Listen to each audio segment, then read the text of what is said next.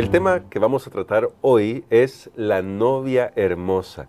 Recuerden que estamos estudiando en nuestra tercera semana de este folleto Cómo estudiar la profecía bíblica, estas imágenes tomadas del matrimonio que nos hablan sobre la relación de Dios con su pueblo. Tienen grandes mensajes prácticos. El día de ayer nuestro pastor abordaba estos temas que son importantes para cada relación matrimonial. Pero hoy, pastor, vamos a hablar un poco sobre algunos aspectos ya simbólicos que nos presenta la historia de Israel. Bien interesante esa parte de que en la historia vamos a encontrar estos aspectos, pero digamos relacionados o demostrados con una ilustración que hoy vamos a ver. Vamos a orar pidiendo la dirección de Dios para que el Señor nos dirija en el estudio de hoy. Bondadoso Padre, hoy queremos pedir sabiduría para reconocer que en esta figura que vamos a aprender sobre el matrimonio en este día, necesitamos arrepentirnos porque muchas veces hemos actuado como esa esposa infiel que nos va a contar el libro de Ezequiel. Ayúdanos, te lo imploramos en el nombre de Jesús. Amén. Hoy vamos a hablar sobre Ezequiel 16. Es un capítulo extenso, por cierto, pero es muy fuerte en cuanto al contenido. Y quisiera comenzar por ahí, pastor. El profeta Ezequiel está contando una parábola que definitivamente refleja al pueblo de Israel. Y en esta parábola Dios se presenta como un caminante que ve a una bebé recién nacida a punto de morir, pero la salva. Y no solamente la salva, sino que la cuida hasta que se convierte en su esposa. ¿Qué le estaba diciendo con esto? Voy a comenzar con esa pregunta al pueblo de Israel respecto a cómo habían llegado a ser quienes eran. Muy bien, creo que esta es una historia interesante, una ilustración interesante que se encuentra en la palabra de Dios. Dios le está hablando al pueblo, es un mensaje fuerte, saben que de verdad es un mensaje fuerte en el antiguo cercano oriente. Estas prácticas de abandonar niños también eran comunes, especialmente a las niñas. Sí. Hemos escuchado aún en estos tiempos modernos, llamémosles, que existen en algunos países esas prácticas donde no, ya una niña no queremos, queremos varones y entonces se las deja por ahí, se las trata de una manera inferior y parece, entonces Dios pone, esto también era en aquella época donde querían varones, varón el que iba a la guerra, claro, el que era enviado allá al campo, y entonces Dios le dice, mira, tú estabas en esa condición, o sea, tú no eras nadie, así, en otras palabras, sí. Yo fui que te saqué, porque recordemos que el pueblo de Israel, ¿dónde estaba? En Egipto, porque esto hace referencia ahí que cuando estaba tirada, fue cuando el pueblo estaba en Egipto, estaba sufriendo. Y entonces Dios le dice, yo te saqué de ahí, yo hice milagros, yo te puse en una tierra. Noten que Dios tuvo que desalojar a las naciones que vivían en esa tierra. Dios tuvo que desalojarlos. Ahora, no era una limpieza étnica, y esto tenemos que aclararlo. Dios tuvo que desalojar esas naciones, que los amorreos, que los amalecitas, los heteos, todos ellos que menciona allá en el Antiguo Testamento. Dios tuvo que desalojarlos porque ellos habían colmado la medida de su iniquidad. No es por preferir una raza sobre otra, porque tenemos que interpretar bien la Biblia. Digo esto porque siempre hay conflictos y todo eso aún en la actualidad. Así que Dios le dice, mira, yo te di prioridad, te di preferencia, bajo mí tú prosperaste. Y de hecho la gente quería venir a verte, te hiciste muy hermosa. O sea, Dios pone ya que es una señorita, crece. Y esto es una referencia a la época davídica y salomónica. Sí. Cuando estos reyes, bueno, en el tiempo de estos reyes, el pueblo de Israel prosperó mucho y se creció. Pero entonces la pregunta es, ahora, ¿cómo le paga el pueblo? Y en la historia, ¿cómo paga esta mujer a aquel que la había cuidado tanto y que la tomó para sí? Y entonces ahí vienen unas imágenes bien tremendas que menciona la palabra de Dios. El pueblo de Dios no había pagado bien a Dios, le habían dado la espalda, habían roto el pacto con él y ahora Dios estaba reclamando esta situación y tratando de que ellos pudieran reflexionar a tal punto que, como lo veremos más adelante en este repaso, esto se convierte en una imagen del pueblo de Dios siendo infiel, una imagen que volverá en el libro de Apocalipsis. Ahora, pastor, ¿qué estaba a la base de ese desviarse? Le hago la pregunta porque cuando leo este pasaje, si usted lee, mi querido amigo, mi querida amiga, los primeros 14 versículos de Ezequiel 16 se describe lo que ya hemos comentado acá, pero lamentablemente no se quedó ahí todo. En el verso 15 aparece una cosa desastrosa, voy a decirlo así. Dice Ezequiel 16:15, pero confiaste en tu hermosura y te prostituiste a causa de tu renombre y derramaste tus fornicaciones a cuantos pasaron, suya eras. Me llama la atención esto, pastor, porque los primeros versículos nos dicen que la hermosura de esta mujer, del pueblo de Israel, fue a causa de lo que Dios hizo por ella.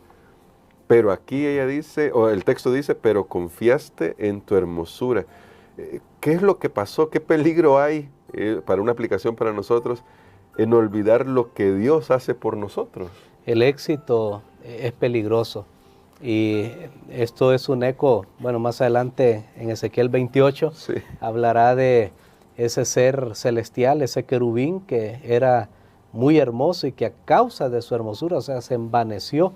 Y parece que eso pasó con el pueblo de Israel.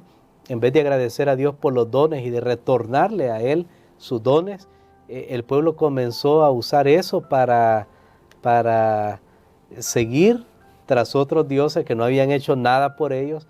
Y aquí usa una imagen, no hemos leído, usted invitó a los hermanos, a nuestros amigos a leer el pasaje y está bien porque queremos que usted lo lea y sabe que hay algo bien terrible. Dice, una mujer que le pagan por prestar un servicio, pues si es que se le puede llamar de esa manera, pues lo hace porque le pagan. Claro. Pero aquí dice, tú le pagabas. Sí. O sea, es increíble. Le pagaba, pone esa figura a Dios, tú le pagabas a los otros para que estuvieran contigo. O sea, hasta dónde llegó la depravación del pueblo de Dios, porque era con los dones que Dios le había dado.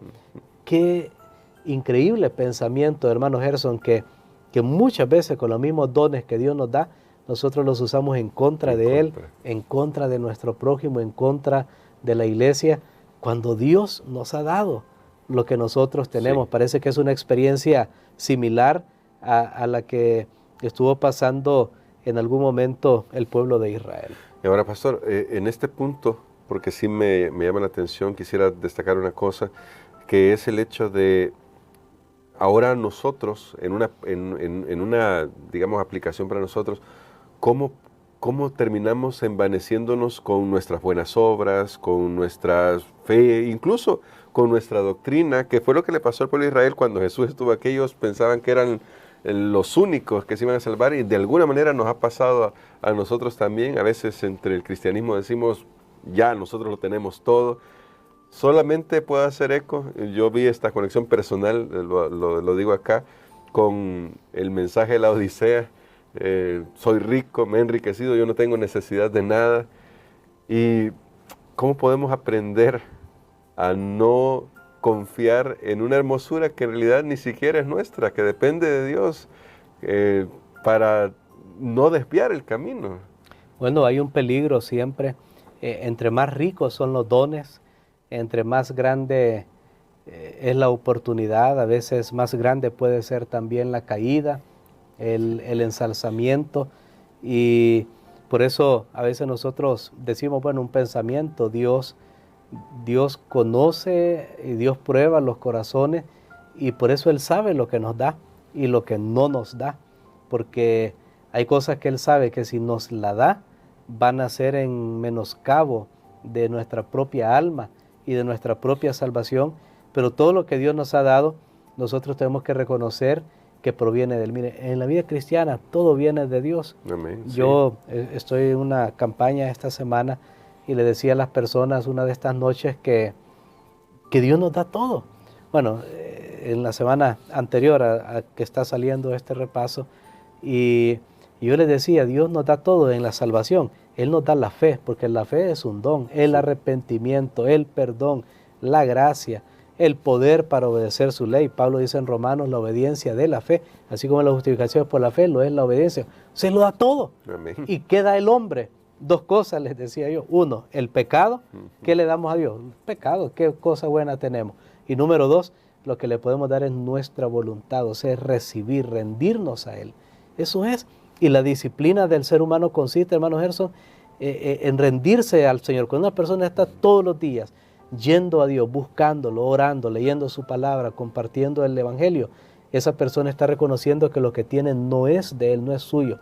Pero el problema es cuando ya hacemos esto al principio, pero cuando ya viene el éxito, entonces nos desconectamos de Dios y pensamos que podemos hacerlo solos, por nosotros mismos. Y eso realmente siempre es un peligro. Creo que la clave está nuevamente en mantener una relación con Dios estrecha, a tal punto de decir, como decía el apóstol, estoy crucificado con Cristo, no vivo yo, vive Cristo en mí. Todo lo puedo en Cristo, que me fortalece, Gálatas 2:20, Filipenses 4:13, es estar en Cristo. Esa será la clave del cristiano, porque si yo estoy haciendo buenas cosas y aún me está yendo bien, desconectado de Cristo, tengo que saber que tarde o temprano eso va a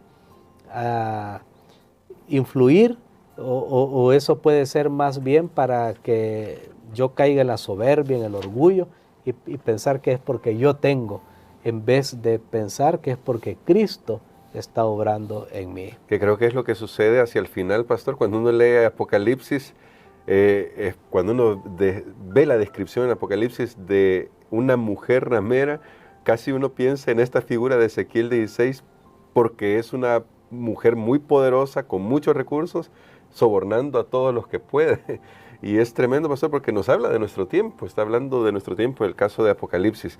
Me gustaría, pastor, que justamente en ese sentido, porque eso lo vamos a ver más adelante esta semana, pudiera orar por nosotros para que reconozcamos cuántas veces hemos actuado, como usted lo decía, con los dones de Dios, en contra de Dios, para que nos volvamos a Él y podamos restablecer nosotros. Dios está abierto para eso, está listo para eso, pero volvernos a Él para entregarle nuestro corazón a Él en nuestra relación de pacto.